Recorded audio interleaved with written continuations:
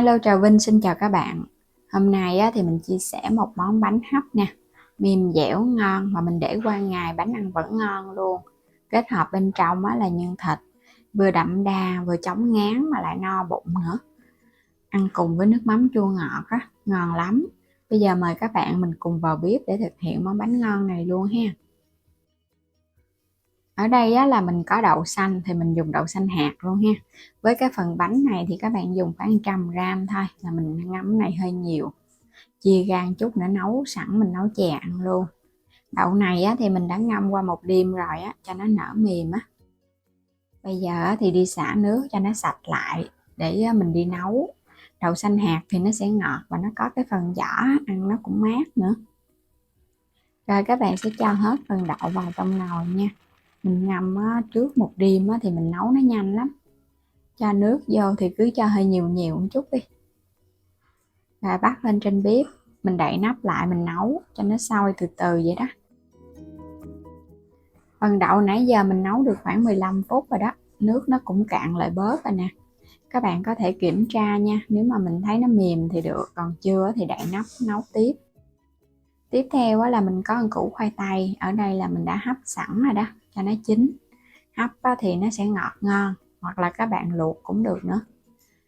Mình cho nó chín mềm nè, để mình pha vào trong bột thì phần bột nó sẽ dẻo mềm và để qua ngày vẫn ngon. Ở đây là mình có một chén bột nếp 150g, 100g bột năng, cùng với 100g bột mì đa dụng, chút muối. Rồi sẽ tán cái phần khoai tây hơi nhừ nhừ Mình có bán thêm các sản phẩm mời các bạn bấm vào kênh và vào cửa hàng để xem và mua ủng hộ mình với nha.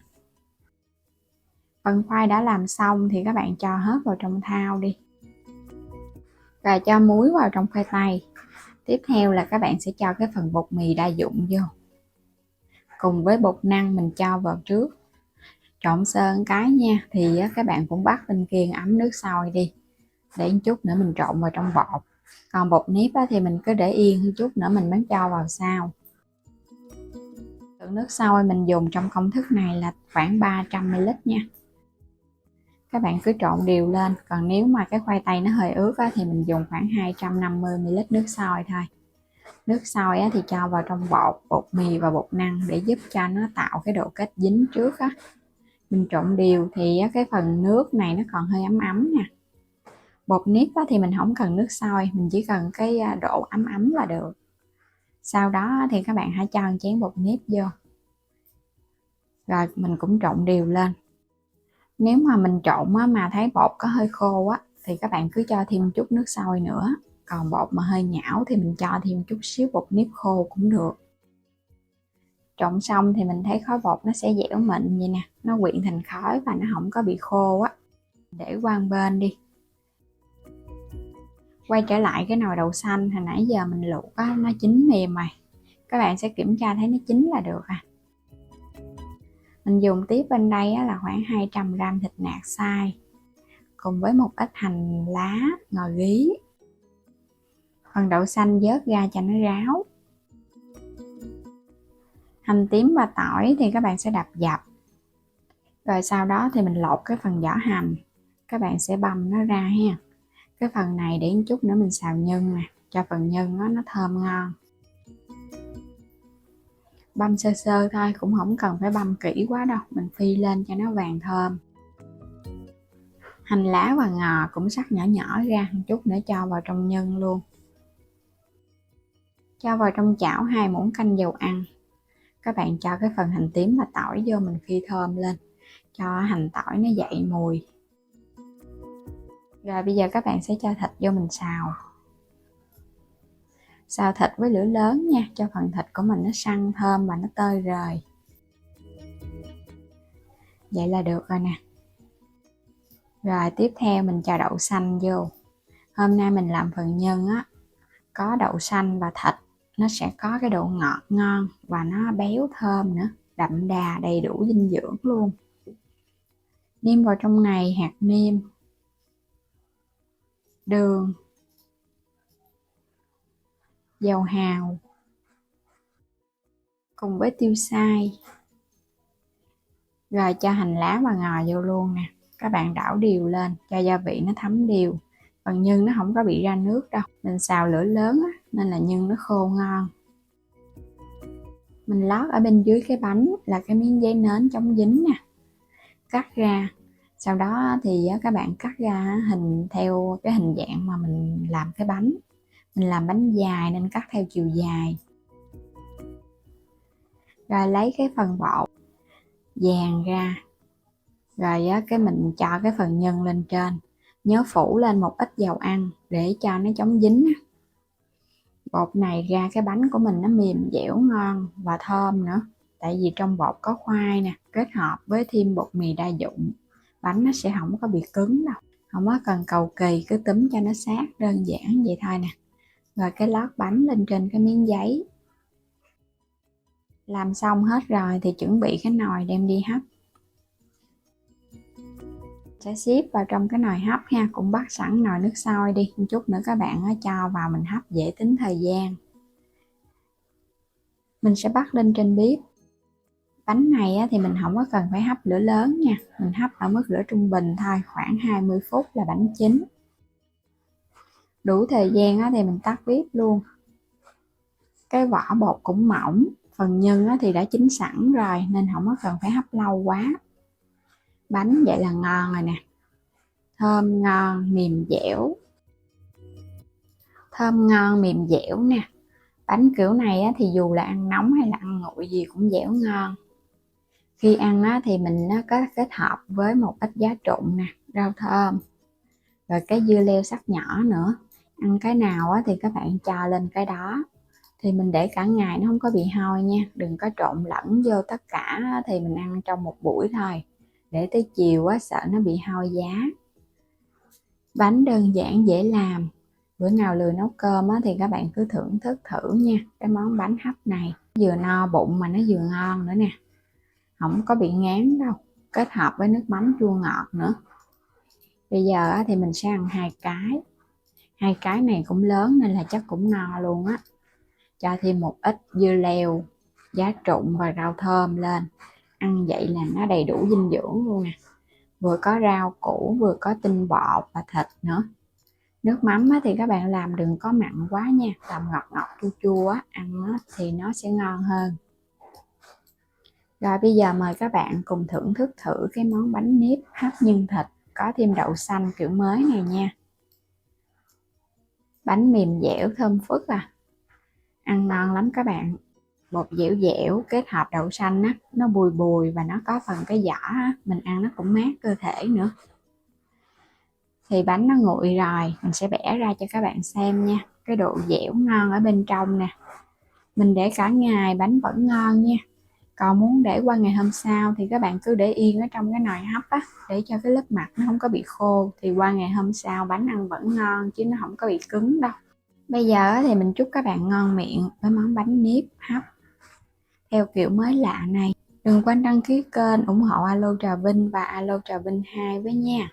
Mình có bán thêm các sản phẩm thì các bạn bấm vào trong phần mô tả video hoặc là bấm trực tiếp vào trong cái ảnh kênh sẽ hiện ra cái cửa hàng. Các bạn có thể vào chọn lựa và mua ủng hộ mình với nha. Bạn, hôm nay thì mình chia sẻ một cái món bánh nếp rất là ngon luôn mà mình để qua ngày hôm sau bánh vẫn dẻo mềm, kết hợp với phần nhân củ cải trắng thơm phức, dẻo mềm ngon. Giờ thì mời các bạn mình cùng vào bếp để thực hiện luôn nha.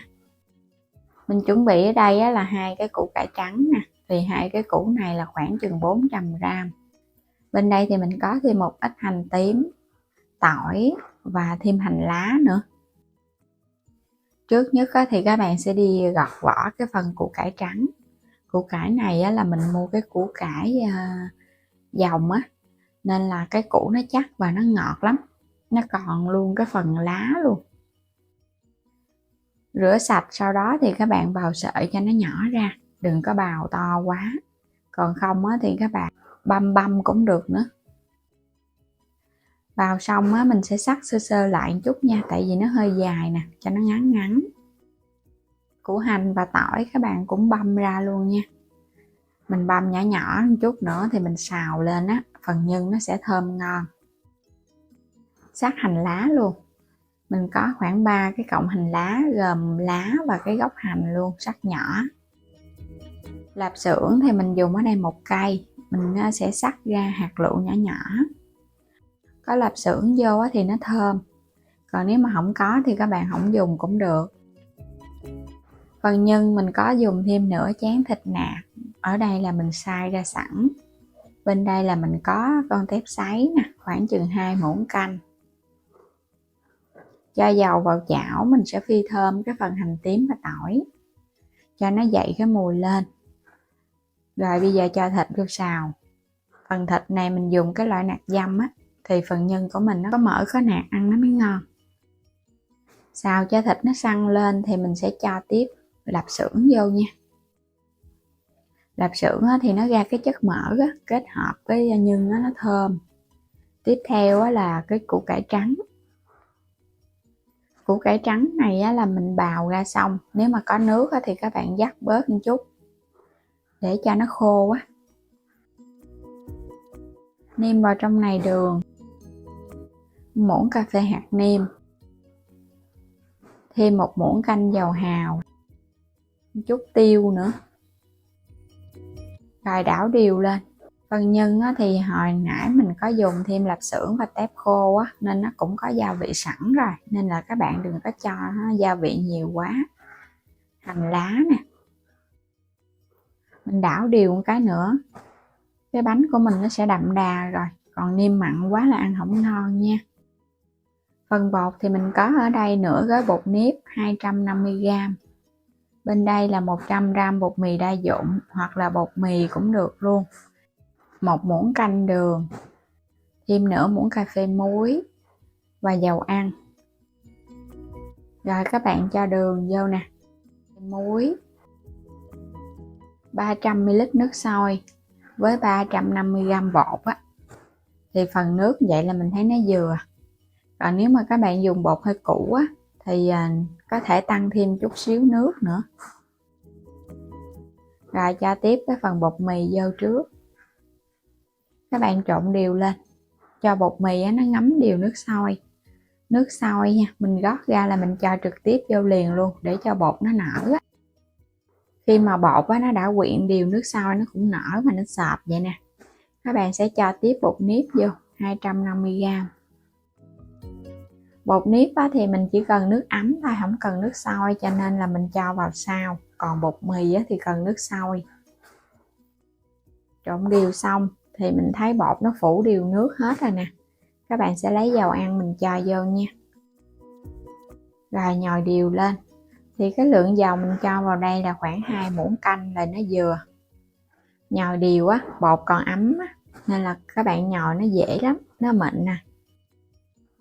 Bây giờ nó đã quyện thành khối và nó dẻo mịn.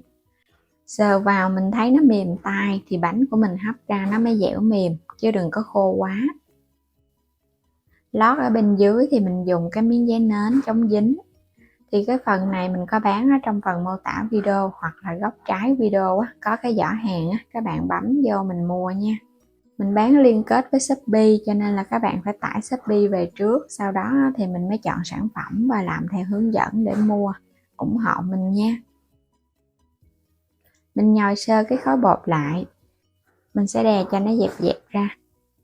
Rồi cái múc nhân cho vô. Các bạn cho nhân vừa vừa thôi ha, đừng có cho nhiều quá mình túm nó khó. Túm cho nó sát vô, đừng có cho nó ló nhân ra bên ngoài. Vo tròn lại, phủ lên trên cái bột thêm chút xíu dầu nữa cho nó đừng có bị dính. Đè hơi dẹp ra một chút, rồi lót lên miếng giấy nến. Mình cũng làm tương tự giống vậy đó, khỏi cần phải vo viên nhân trước. Các bạn cứ lấy bột á, mình túm lại cho nó sát là được. Làm xong thì mình xếp qua bên cái xửng hấp luôn. Cứ làm cái nào các bạn cứ chất lên cái đó, để cho cái bánh của mình nó tròn trịa, nó không có bị méo á. Rồi bắt sẵn nồi nước sôi. Bây giờ mình sẽ lấy bánh đem đi hấp. Mình hấp ở mức lửa trung bình 15 phút nha. Đừng có hấp lửa cao quá thì bánh của mình nó dễ bị nở phình á. Và cứ 5 phút thì các bạn xả hơi một lần. Đủ thời gian thì mình tắt bếp luôn. Bánh nó trong vậy là nó chín nè. Các bạn thấy cái phần bột mà nó ló nhân ra vậy là được rồi. Mình cho lên đây một ít hành lá trong lúc bánh còn nóng để cho bánh nó dậy mùi thơm cũng như là cho nó hấp dẫn hơn nữa. Đây, bánh còn nóng lắm các bạn. Mình sẽ lấy nó ra luôn. Những cái bánh nếp nhân củ cải vừa lạ miệng mà vừa ngon nữa. Rất là hấp dẫn luôn. Bột thì nó trong veo, bên trong có nhân thịt nè, thêm lạp xưởng nó thơm phức. Khi ăn thì mình cho thêm một ít rau cải sắc nhỏ, kèm thêm nước mắm chua ngọt nữa cho nó đậm đà ngon miệng. Đó, nhìn ngon quá chừng. Bỏ ra chút xíu thời gian thôi mà ai cũng có được món bánh ngon thưởng thức. Mình sẽ cắt nó ra ha, rồi cái cho thêm lên trên bánh một ít rau cải nữa, rau thơm. Đây là dưa chua cải sậy mình đã làm để dành ăn từ từ á. Các bạn có thể xem thêm video nha. Chan nước mắm chua ngọt lên, tỏi ớt băm. Đó, các bạn thấy cái lớp bột nó mềm, dẻo, thơm. Kết hợp thêm bột mì thì bánh của mình nó dẻo dẻo nè, và nó có cái độ mềm, không hề bị cứng. Ăn rất là đậm đà luôn. Có thêm lạp xưởng ở bên trong nhân thì phần nhân của mình nó thơm ngon hơn so với các bạn không cho lạp xưởng. Nhưng củ cải thì nó giòn giòn ngọt ngọt, lạ miệng lắm các bạn. Nhà mà có củ cải trắng thì mình làm thử cái món bánh này nha. Mình thấy còn ngon hơn bánh ít trần nữa đó. Bột dẻo mềm, không có bị cứng đâu. Bánh này để qua ngày hôm sau ăn vẫn mềm luôn, chứ nó không có bị khô. Thay vì mình phải cho khoai vào trong bột thì mình kết hợp thêm bột mì, nhồi bột cho nó dẻo là các bạn thấy cái bánh của mình nó ngon à. Ăn không cũng ngon luôn nữa. Bữa nào lười nấu cơm làm thử món bánh này cho cả nhà thưởng thức nha. Vừa no vừa ngon luôn. Bây giờ thì mình chúc các bạn ngon miệng với món bánh hấp này. Đừng quên đăng ký kênh Alo Trà Vinh và Alo Trà Vinh 2 ủng hộ mình nha. Xin chào tạm biệt và hẹn gặp lại các bạn ở những video tiếp theo.